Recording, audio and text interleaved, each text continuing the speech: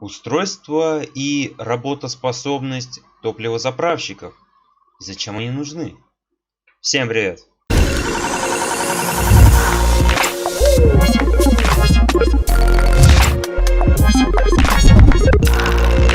Итак, значит, прежде чем продолжить основную часть данного видео, как всегда, хотелось бы пояснить то, что текущее видео является продолжением моего предыдущего видео, и поэтому, чтобы понять текущее видео, нужно посмотреть предыдущее видео.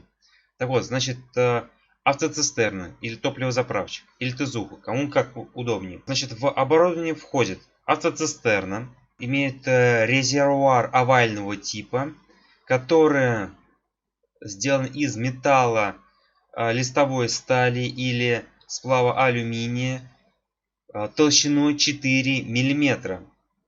Как вы также можете видеть, он окрашен специально оранжевого цвета, чтобы выделяться. Также имеет на себе буквенную цифровую надпись, то есть огнеопасно, номер такой-то, ну и естественно соответствующие знаки в виде наклеек. Информация очень короткая, но опять-таки напомню то, что это является продолжением моего предыдущего видео. Ссылки, соответственно, будут в описании. Так что проходим. Не забываем также подписываться, оставляйте комментарии, если кому понравилось, ставим лайки. Если не понравилось, пишем комментарии, что именно нужно добавить, редактировать и так далее. Также не забываем бить в колокол, делать репосты, комментируем, коммутируем, обмениваемся информацией. На этом все. Всем спасибо.